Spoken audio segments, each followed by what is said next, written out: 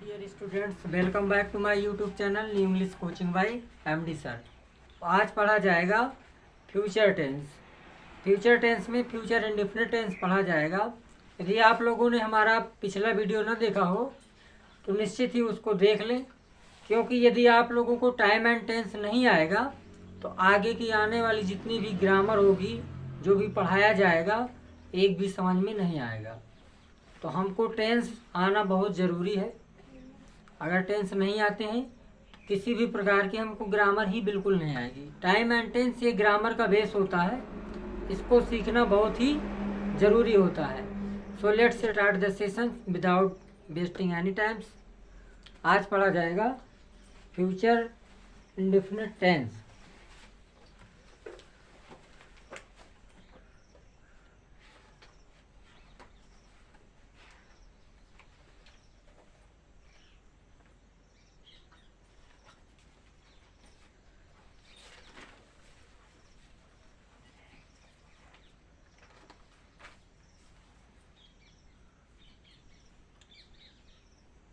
Future indefinite tense पढ़ा जाएगा।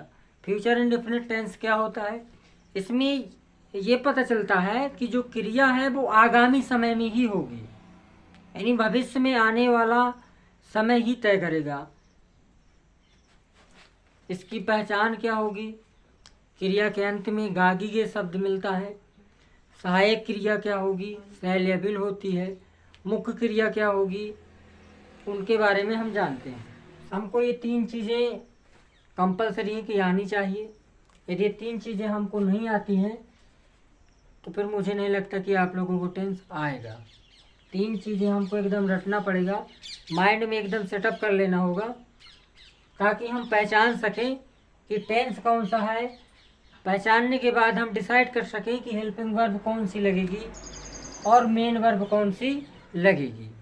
ये पहचानने के बाद ही वाक्य को हम ये डिसाइड कर पाएंगे कि क्या हमको रखना है। तो नंबर 1 है अफर्मेटिव सेंटेंस, यानी असर्टिव सेंटेंस का हमें अफर्मेटिव सेंटेंस पढ़ना होगा।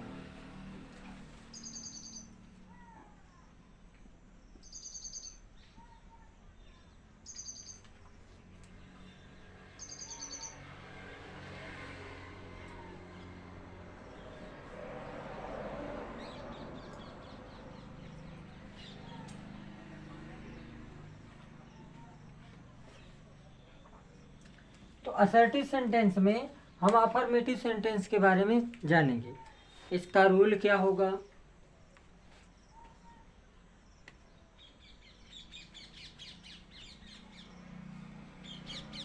सबसे पहले हम सब्जेक्ट रखेंगे, इसके बाद सहायक क्रिया शैल या बिल आएगा। मेन वर्ब की फर्स्ट फॉर्म ये पहले भी बता दिया गया, नियम में भी लिखे दे रहा हूँ। Object OW। तो सब्जेक्ट हेल्पिंग वर्ब शैल या बिल, मेन वर्ब की फर्स्ट फॉर्म, ऑब्जेक्ट और अदर वर्ड, ये हमारा बनाने का नियम है। ये नियम हमको एकदम फिक्स होना चाहिए, क्योंकि इसी नियम के अकॉर्डिंग ही हम अफर्मेटिव सेंटेंस को ट्रांसलेट कर पाएंगे। हाँ तो भाई नोट डाल के लिख लीजिएगा, नोट डाल के।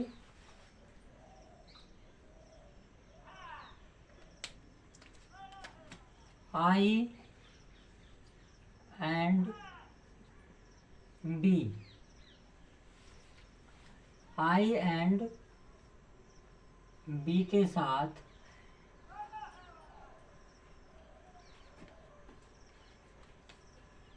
शैल का प्रयोग किया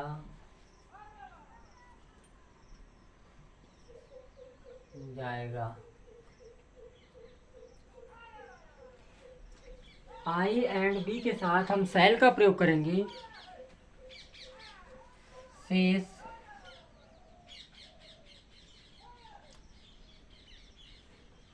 सभी के साथ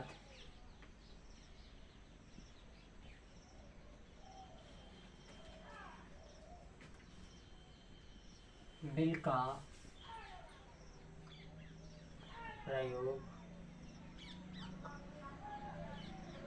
किया जाएगा। तो भाई आई एंड बी के साथ हम शैल का प्रयोग करेंगे, बाकी जितने भी प्रोनाउंस होंगे उनके साथ हम विल का प्रयोग करेंगे। राइट। एग्जाम्पल देखिए, एग्जाम्पल जिसे हम कहते हैं वह खाना खाएगा, वह खाना खाएगा। अब वाक्य को हमको एकदम पीसफुल होकर के रीड करना है। वह खाना खाएगा, वाक्य के अंत में हमको गागी गे मिला है।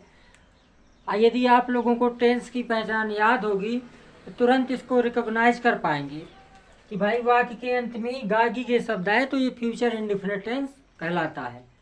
अब इसके बाद ये देखना है कि सेंटेंस कैसा है। तो वह खाना खाएगा, सिंपल सी बात है, अफर्मेटिव वाक्य हुआ। जब बिल्कुल ना उसमें नॉट वर्ड मिले, न क्या क्यों कब कैसे ये शब्द मिले, तो वाक्य हमारी एकदम साधारण सी होती है। और साधारण सी बात को हम अफर्मेटिव सेंटेंस में काउंट करते हैं। अफर्मेटिव सेंटेंस हो गया, टेंस भी मालूम हो गया। अब हमको रूल की आवश्यकता होगी। अफर्मेटिव सेंटेंस का रूल होता है subject, helping verb, main verb, object और अदर वर्ड। पहले हम सब्जेक्ट रखेंगे ही। ये देखना है कि नियम को हमको इसको याद करना है, आई और बी इनको छोड़ देना है, बाकी के साथ विल का प्रयोग होगा। आई एंड बी के साथ हमको शैल का प्रयोग करना है। तो ही है कि ही के साथ हम विल, सहायक क्रिया विल आई। मेन वर्ब इसकी क्या है, खाना, और मुख्य क्रिया की फर्स्ट फॉर्म का प्रयोग करेंगे तो ही विल ईट। अब क्या खाएगा भाई, food, he will eat food. वह गाना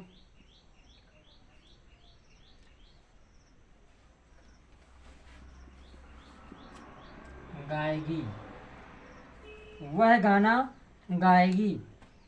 सी, इसके बाद सी के साथ तो हम विल का भाई प्रयोग करेंगे।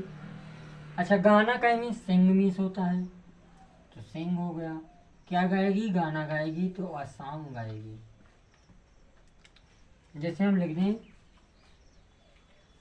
हम अपने पिताजी के साथ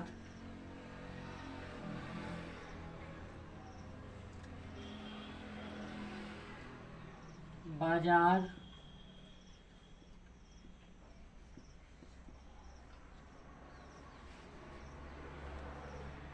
जाएंगे।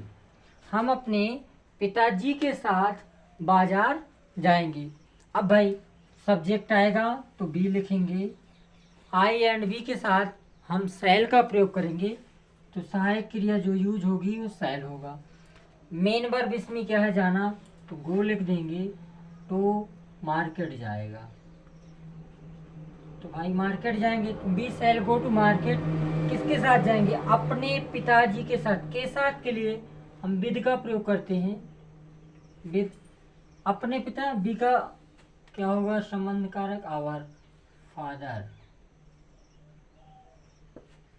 B shall go to market with our father. और देखते हैं,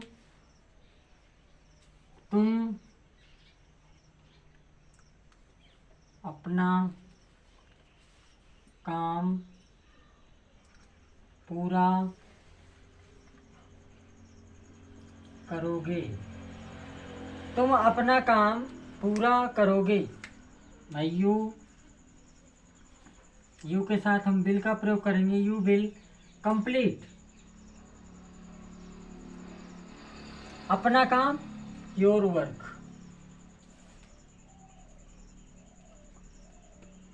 you will complete your work, तुम अपना काम पूरा करोगे। तो यदि वाक्य हमारा निगेटिव में आ जाए, भाई अभी तक तो हमने असर्टिव अफर्मेटिव पढ़ लिया, अफर्मेटिव सेंटेंस बनाने में कोई दिक्कत नहीं। वाक्य मान लीजिए निगेटिव आ गया, तो कोई दिक्कत उसमें भी नहीं है। हमको हेल्पिंग वर्ब शैल या बिल के बाद नॉट का प्रयोग कर देना है। शेष नियम वही रहेगा जो आपने अफर्मेटिव में पढ़ा है। यदि वाक्य मान लीजिए निगेटिव आ गया,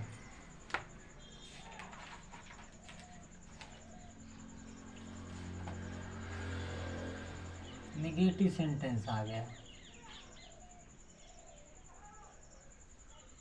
तो फिर हम क्या करेंगे?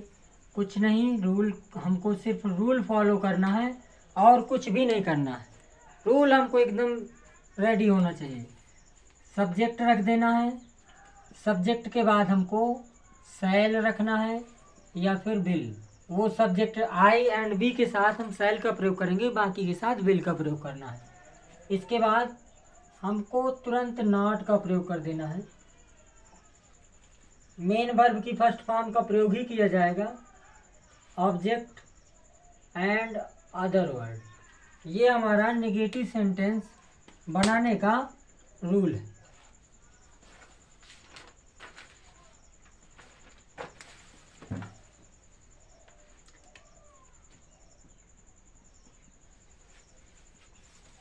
ये नियम हमको पूरा कंठस्थ होना चाहिए। एग्जाम्पल देखते हैं। जैसे हम कह दें श्याम अभी खाना नहीं खाएगा।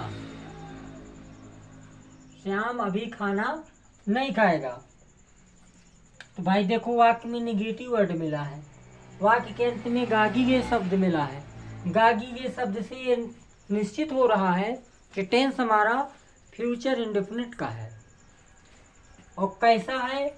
निगेटिव है। निगेटिव है तो नियम ये, पहले सब्जेक्ट आएगा, सब्जेक्ट इसमें कौन है? श्याम।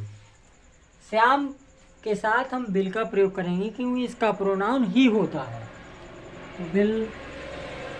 इसके बाद लिख देंगे नॉट। मेन वर्ब इसमें है खाना, तो ईट मीन्स होता है खाना, ईट फूड। और अभी के लिए हम लिख देंगे नाउ। जैसे हम कह दें मैं अभी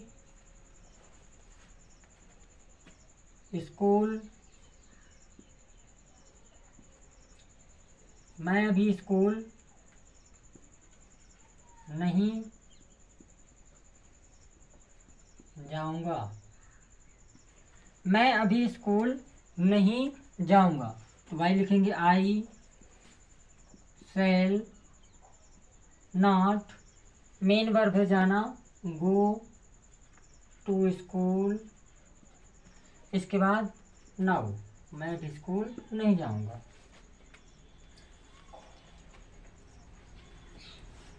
तुम कल अपना काम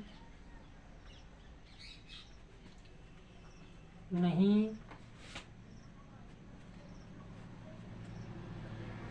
पूरा करोगे। लिखा है तुम कल अपना काम पूरा नहीं करोगे, तो भाई यू विल नॉट। पूरा करना कंप्लीट मीन्स होता है,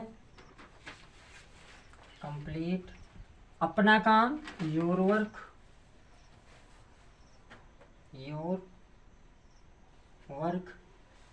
इसके बाद कल के लिए हम लिखेंगे टुमारो। टुमारो मीन्स होता है कल। टुमारो का प्रयोग हम फ्यूचर के लिए करते हैं। यदि फ्यूचर टेंस है और उसमें कल शब्द आता है तो हम टुमारो का प्रयोग करेंगे। यदि पास्ट टेंस की बात हो रही है, कल शब्द आता है, तो उसमें स्टरडे का प्रयोग करेंगे। जैसे और देखते हैं, राहुल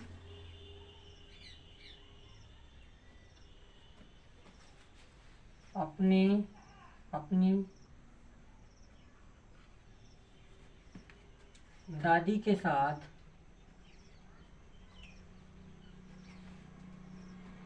बाजार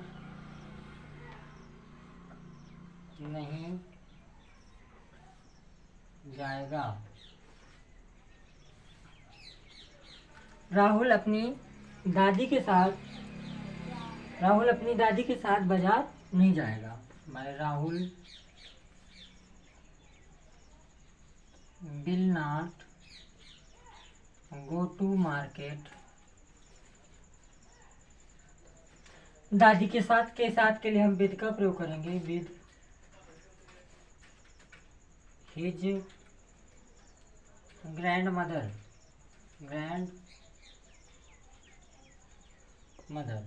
तो Rahul will not go to market with his grandmother. Rahul अपनी दादी के साथ बाजार नहीं जाएगा। हाँ भाई, यदि वाक हमारा इंट्रागेटिव में आ गया, भाई हमने अभी तक तो पढ़ लिया, अफर्मेटिव भी बनाने में कोई दिक्कत नहीं हो रही है, नेगेटिव सेंटेंस बनाने में भी कोई प्रॉब्लम नहीं हो रही है।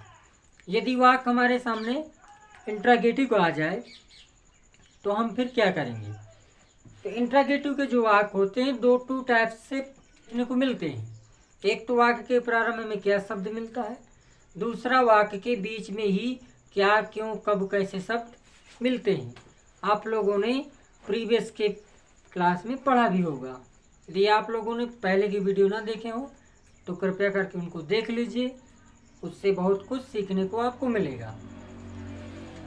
तो भाई यदि वाक्य हमारा इंट्रागेटिव सेंटेंस में आ जाता है, इंट्रागेटिव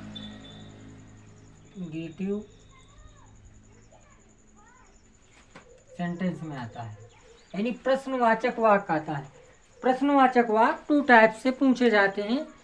वाक्य के प्रारंभ में क्या शब्द आता है उन्हीं को हम यस नो क्वेश्चन कहते हैं। और यदि वाक्य के बीच में क्या, क्यों, कब, कैसे शब्द आते हैं तो उनको हम WH वर्ड क्वेश्चन कहते हैं।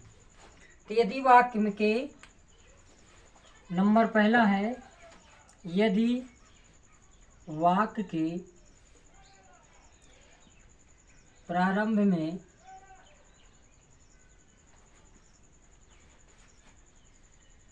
क्या शब्द आए, क्या शब्द आए तो, क्या शब्द यदि आता है तो भाई उसका रूल क्या होगा, हमें उसको जानना बहुत ज़रूरी होता है। तो हमको कुछ नहीं करना, सबसे पहले हम सहायक क्रिया शैल रखेंगे या तो फिर विल रखेंगे। इसके बाद हम सब्जेक्ट रखेंगे, कर्ता। यदि वाक्य में नेगेटिव वर्ड, खुदा न खास्ता नेगेटिव वर्ड भी आ गया तो हम सब्जेक्ट के तुरंत बाद हम नॉट का प्रयोग कर देंगे।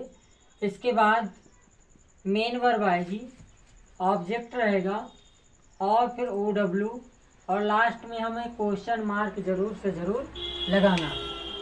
ये हमारा नियम होगा यदि वाक्य के प्रारंभ में क्या शब्द आता है तो बनाने के लिए।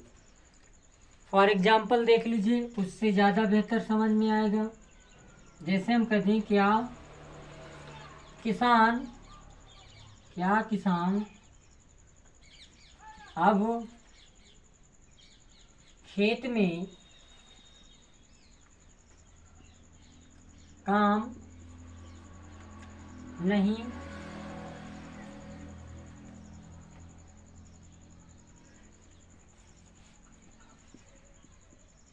करेगा। क्या किसान अब खेत में काम नहीं करेगा? तो भाई हम सबसे पहले हेल्पिंग वर्ब लिखेंगे। किसान के लिए हमको विल का प्रयोग करना होगा, विल। सब्जेक्ट आएगा द फार्मर, वाक्य में नेगेटिव वर्ड भी है तो हमें फार्मर के बाद नॉट का प्रयोग करना है। इसके बाद मेन वर्ब इसमें क्या है, करना, यानी वो अब काम नहीं करेगा, डू। क्या नहीं करेगा? वर्क नहीं करेगा, डू वर्क। इसके बाद कहाँ नहीं करेगा? खेत में, इन द फील्ड। अब के लिए हम नाउ का प्रयोग करेंगे और question mark. Will the farmer not do work in the field now? अब किसान खेत में काम नहीं करेगा। जैसे और क्या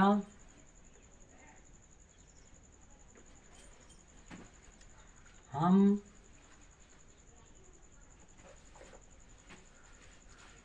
आज से क्या हम आज से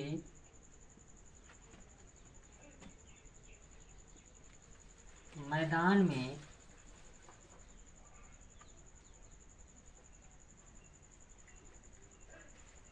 नहीं दौड़ेंगे।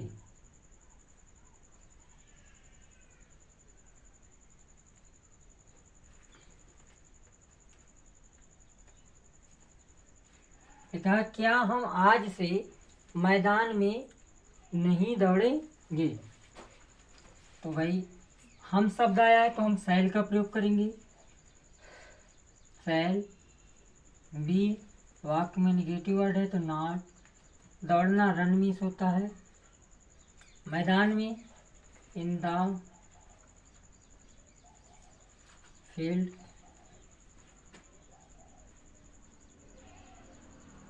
फॉर्म टुडे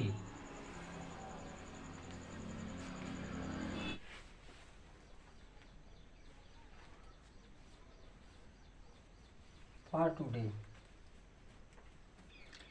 क्या वह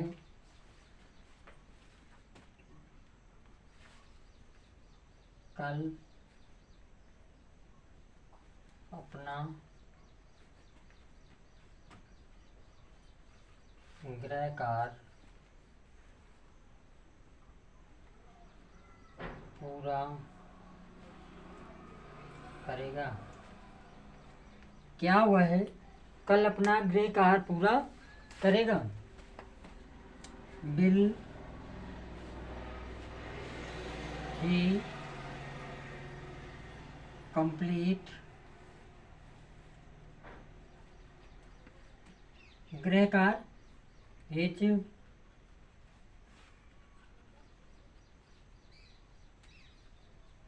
होमवर्क टुमारो।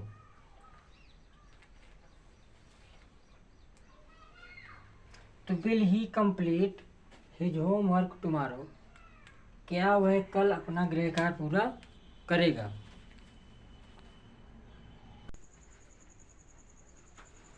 हाँ, यदि वाक्य के बीच में क्या क्यों कब कैसे शब्द आ जाए तो उसके लिए ना नियम क्या होगा, रूल क्या होगा, उसके लिए भी नंबर दूसरा डाल के लिख लीजिएगा।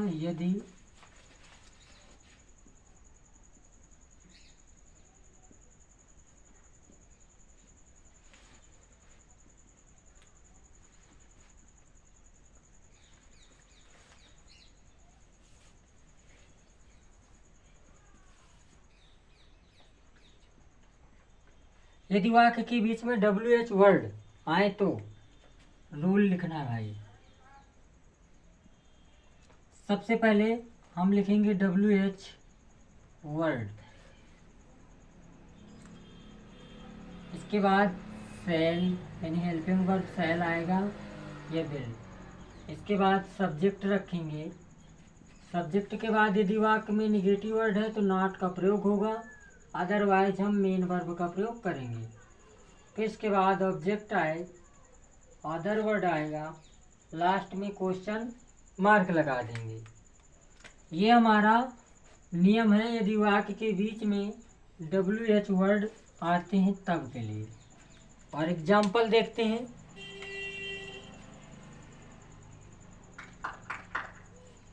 जैसे हम कह दें ताली बजा रहे हैं, राम अपने पिताजी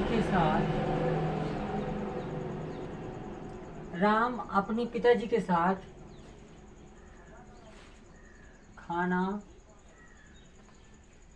क्यों नहीं खाएगा। लिखा भाई राम अपने पिताजी के साथ खाना क्यों नहीं खाएगा। वाक्य के बीच में हमको क्या मिला है, WH वर्ड।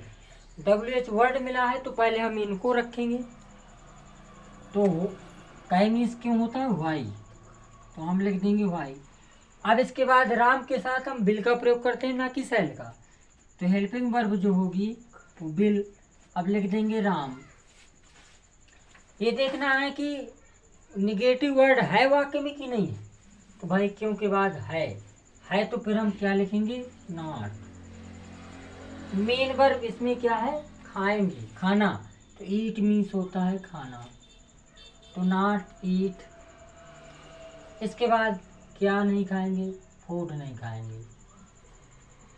इसके बाद किसके साथ, अपने पिताजी के साथ, तो के साथ के लिए हम विद का प्रयोग करेंगे, अपने के लिए हम लिखेंगे हिज फादर। तो why will Ram not eat food with his father. जैसे और सीता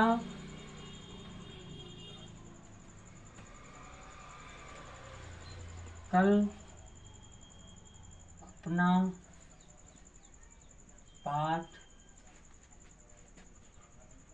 क्यों नहीं याद करेगी। लिखा है सीता कल अपना पाठ क्यों नहीं याद करेगी। यहाँ भी देखो WH वर्ड मिला, तो हमको लिख देना है वाई। सीता के साथ बिल का ही प्रयोग होता है, तो बिल हेल्पिंग वर्ब। इसके बाद लिखेंगे सीता। वाक्य में निगेटिव वर्ड है तो हम नॉट का प्रयोग कर देंगे। मेन वर्ब है याद करना, लर्न मीन्स होता है याद करना, लर्न हो जाएगा। क्या याद नहीं करेगी, अपना पाठ याद नहीं करेगी, तो सीता का प्रोनाउन सी होता है, सी का पॉजेसिव केस हर होता है, her lesson tomorrow.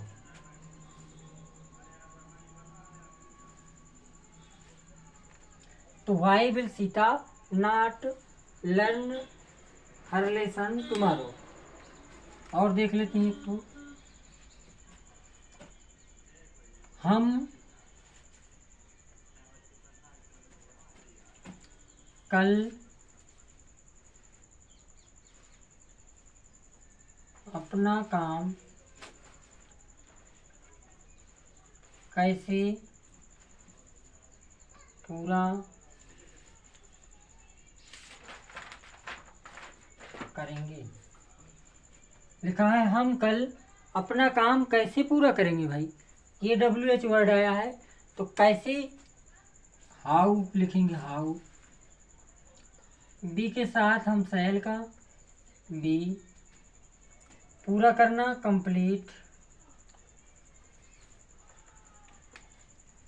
Our work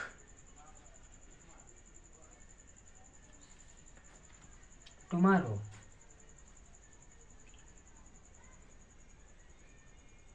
जी, तो how shall we complete our work tomorrow. भाई वह स्कूल से घर वापस कब आएगा।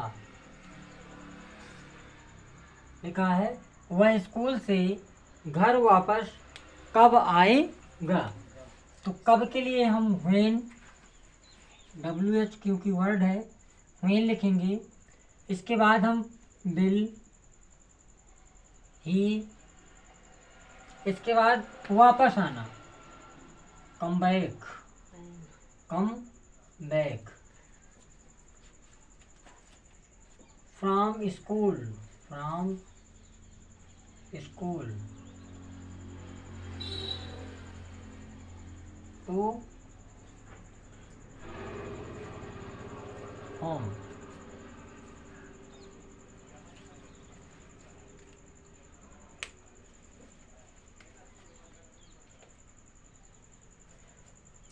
मैं उसे कब हल करूँगा। मैं उसे कब हल करूँगा। तो भाई when will I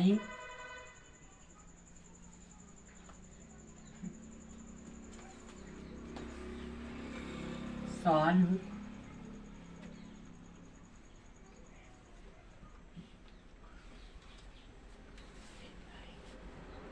that।